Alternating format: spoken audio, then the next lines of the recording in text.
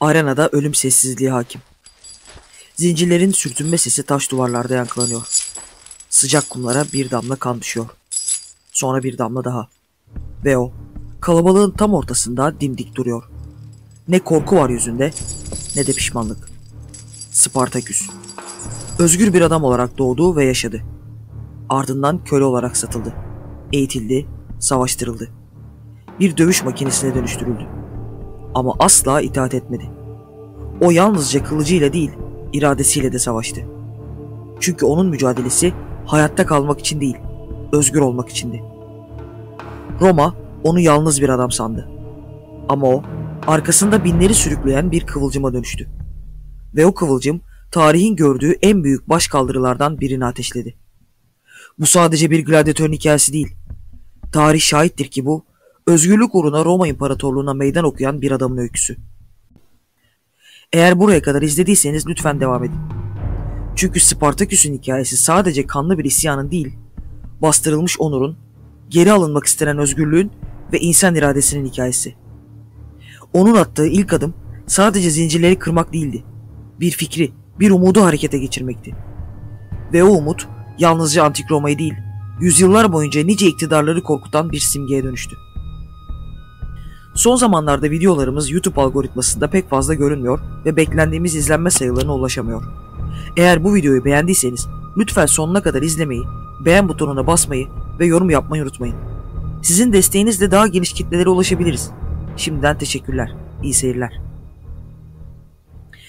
Eski çağlardan bu yana kendini güçlü gören zalimlerin boyunduruğu altında ezilen insanlar özgürlüklerine kavuşmak için çeşitli savaşlar verdiler.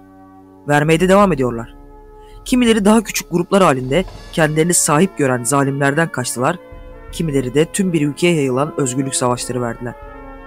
İşte bu savaşları başlatanlardan biri var ki aradan binlerce yıl geçse de hala benzer mücadeleyi veren insanlara umut ve ilham kaynağı olmayı sürdürüyor. Öyle ki kendisini yenilgiye uğratan Romalı General Crassus'un ismini kimse hatırlamıyor. Ancak Spartaküs, destansı mücadelesiyle modern dünyada karşılık bulan sanat eserlerinden sinema filmlerine, dizilere kadar bugün de var olmayı sürdüren ikonik bir efsane.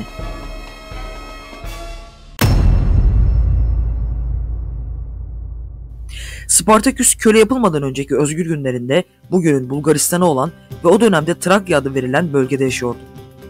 Çok sevdiği bir karısı ve Roma ordusunda asker olarak bir işi vardı. Süvariydi ve başarılı bir askerdi.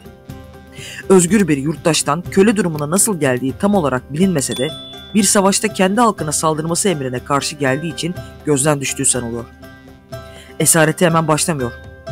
Karısıyla birlikte doğduğu topraklardan kaçıyor ve uzun süre dağlarda saklanıyorlar. Ancak Roma ordusu peşlerini bırakmıyor ve bir gece vakti yakalanıyorlar.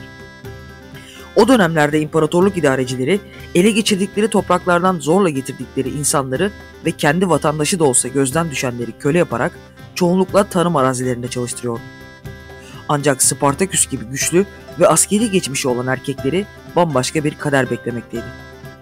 Kana susamış insanların eğlencesi olmak ve ölüm dışında hiçbir kurtuluşun olmadığı acımasız Roma arenalarında yok olana dek dövüşmek. Üstelik belki bir gün önce aynı kaptan birlikte yemek yediğin, acını paylaştığın, yarasını sardığın bir yoldaşınla dövüşmek ve buna mecbur olmak. Ama Spartaküs bu kadere boyun eğmedi. Spartaküs, kendisini esir alanların dikkatini hemen çekmeyi başardı. Eşsiz fiziği ve güçlü kaslarıyla iyi para kazandırabileceğini düşünen ilk sahipleri onu bir gladyatör okuluna sattılar. Capua'daki bu okul, acımasızlığı ve katı disipliniyle nam salmış Lentulus Batiatus adındaki bir gladyatör eğitmenine aitti. Spartaküs'ün tek tesellisi ise karısıyla birlikte satılmış olmaktı. Eskisi gibi yaşayamayacaklardı evet ama birbirlerini görebileceklerdi ve bu onun tek şansıydı. Her gladyatör gibi eğitimine başlamadan önce şöyle bir yemin etmişti. Ateşle yanabilir, zincirlere vurulabilir, kırbaçlanabilir ve çelikle öldürülebilirim. Böylece sahipleri onun kaderini en baştan çizdiklerine inanmıştı. Gladyatör oyunları belki eski dinlerdeki kurban etme ritüellerinin bir devamı, belki de Roma toplumundaki yozlaşmışlığın dışa vurumuydu. Sebep her ne olursa olsun Roma halkı gladyatör dövüşlerine müthiş bir ilgi gösteriyordu. Ancak özgür bir adamın köle olmayı göze alması ve insanların vahşi eğlencesi için ölmeyi kabullenmesi kolay bir şey değildi. Spartaküs isyanı da işte böyle başladı. Zaten iyi bir asker olan Spartaküs, gladyatör okulunda aldığı ağır eğitim ve dövüşlerdeki başarısıyla diğerlerinin arasından sıyrılmıştı. Sürekli aşağılanmak bir yana, bu süreçte birçok arkadaşını ve en önemlisi karısını kaybetmesi onu geri dönülemez bir yola soktu. İçinde en yakın arkadaşlarının da olduğu 70 kişiyle birlikte M.Ö. 73 yılında Napoli yakınlarındaki Capua'da esir tutuldukları gladyatör okulundan kaçtılar. Okulun mutfak bölümünden ele geçirdikleri aletleri kullanan gladyatörler kendilerini engellemeye çalışan Batiatus'un askerleriyle çarpıştılar. Kısa süren mücadele sonunda da kaçmayı başardılar çünkü gladyatörler arenada dövüşürlerken kullandıkları kılıçları, mızrakları ve zırhları bir şekilde ele geçirmeyi başarmışlardı. Artık başkaları için savaşmaktan bıkan ve kölelik zincirine boyun eğmeyen bu cesur adamlar Vezüv Dağı'na doğru kaçtılar. Ancak Batiatus onları yeniden ele geçirmek için daha fazla adamla üzerlerine geliyordu. 70 adam Spartaküs ve 2 Galyalı gladyatör Krixus ve Onemaius'u kendilerine lider seçtiler. Ardından da Batiatus'un adamlarını yenilgiye uğratarak silahlarını ve zırhlarını aldılar. Artık kendilerini daha güçlü hissediyorlardı. Capua çevresinde yaşayan zenginlerin evlerini yağmalamaya ve buralardaki köleleri kendi saflarına katmaya başladılar. Böylece Spartaküs ve arkadaşları Vezüv Dağı'nın yamaçlarında kendilerine kölelerden bir ordu kurmuşlardı. Haber çok geçmeden Roma'ya ulaştı.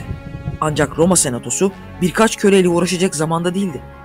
Pontus devletiyle savaş devam ediyordu ve olayın büyüklüğünün farkına varamadılar. İlk etapta bölgenin yöneticisi olan Gaius Claudius Glaber komutasındaki 3000 kişilik bir orduyu Vezüv Dağı'na gönderdiler. Glaber de durumu gözünde fazla büyütmüyordu ve askerlerine dağın tek geçidini kapatmaları emrini verdi.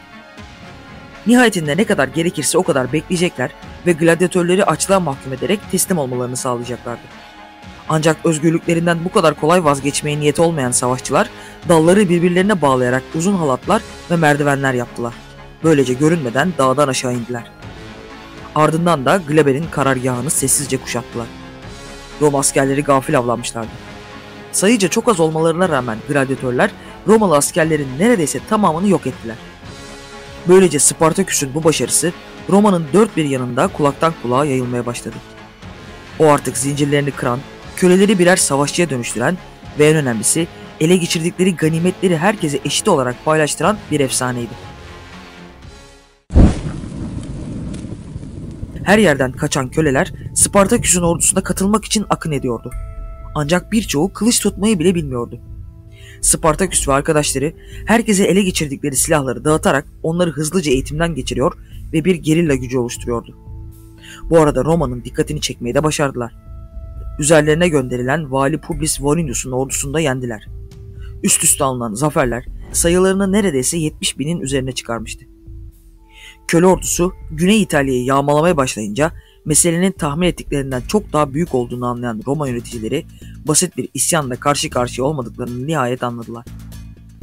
Bunun üzerine 2 Roma konsülünün komutasındaki 2 lejyonu İtalya'nın güneyine gönderdiler. M.Ö. 72 yılında kazanan yine Spartaküs'ün ordusu oldu. Fakat bu kez ağır kayıplar vermişlerdi. Spartaküs daha fazla savaşmak yerine bir an önce Roma sınırlarından çıkarak özgürlüğüne kavuşmak istiyordu. Amacı Alpleri aşarak Galya topraklarına gitmekti. Belki de önünde sonunda yenileceklerini düşünüyor ve yeniden esaret altına girmek istemiyordu. Krixus ise daha fazla yağma yapmak, Roma'nın tam kalbine saldırabilmek için daha fazla adam toplamak niyetindeydi. Sonuçta ordularını ikiye böldüler. 20.000 adam Krixus'la Güney İtalya'da kaldı. Yaklaşık 60.000 kişi ise Spartaküs'le birlikte kuzeye yöneldi. Üzerlerine gelen konsül de kendi ordularını ikiye bölmüştü. İlk olarak Krixus'la karşılaştılar. Özgürlükleri için ellerinde kalan son fırsatı da tepen adamlar konsülün orduları tarafından yenilgiye uğradılar ve Krixus hayatını kaybetti. Diğer konsülün lejyonu ise Spartaküs'ün peşindeydi. Spartaküs ve ordusu Romalıları yenilgiye uğrattı. Bununla da yetinmediler, Krixus'u yenen ordunun peşinden gittiler ve onları da yendiler. Roma ordusundan geriye kalanlar utançlarıyla yüzleşmek için başkente döndü. Spartaküs'ün ordusuysa yeni katılımlarla birlikte 120.000'i bulmuştu. Ordusu kalabalıktı evet ama teknik savaş becerilerinden yoksunlardı. Üstelik bu kadar büyük bir orduyu yönetmek de oldukça zorlaşmaya başlamıştı. Bu yüzden yeniden İtalya'nın güneyine çekildiler. Bu sırada Roma'nın en zengin adamı olan ve geçmişte önemli bir iç savaşı başarıyla kazanmış olan General Crassus tarih sahnesine çıktı. Spartaküs'ün ordusunu yok edeceğini vaat ederek komutanlık için gönüllü oldu. Derhal tüm yetki kendisine verildi. 50.000 kişilik bir ordu oluşturuldu ancak Crassus'un çok büyük bir sorunu vardı. Tamamı profesyonel askerlerden oluşan ordusundaki bu adamlar Spartaküs'ten korkuyorlardı. Bunun üzerine Crassus, Roma ordusunu disiplin altına almak için bulunan ancak yıllardır uygulanmayan, Latince ismi desimasyon olan ve 10'uncunun öldürülmesi anlamına gelen bir kuralı yeniden uygulamaya koydu. Askerler 10'ar kişilik gruplara ayrılıyor ve çekilen kura sonucunda rütbesine bakılmaksızın adı çıkan asker arkadaşları tarafından öldürülüyordu. Bu acımasız uygulamayla askerlerinin Spartaküs yerine bizzat kendisinden korkmalarını sağladı. Spartaküs ise Messina boğazına kadar çekilmişti. Bir grup askerle birlikte Sicilya'ya geçmeyi ve isyan ateşini orada da yakarak adamlarını çoğaltmayı umuyordu. Ancak onları Sicilya'ya götürmek üzere anlaştıkları Kilikyalı korsanların ihanetine uğradılar. Böylece Crassus'un ordusu ve deniz arasında sıkışıp kaldılar. M.Ö. 71 yılında özgürlüğünden başka kaybedecek hiçbir şey kalmayan Spartaküs son bir hamleyle Roma ordusunu yarmaya çalıştı. Bunu da neredeyse başarıyordu. Ancak Crassus'un askerleri tarafından öldürüldü. Öldürüldüğünde hala elinde kılıcı vardı ve son nefesine kadar direnmişti. Yunan tarihçi Plütark, Spartaküs'ün son anlarını şöyle anlatır. Çarpışmadan önce kendisine atını getirdikleri zaman kılıcını çekip öldürdü. Zafer kazanacak olursak düşmanın atları arasından en iyi atları bulurum. Yenilecek olursam ata ihtiyacım olmayacak, dedi.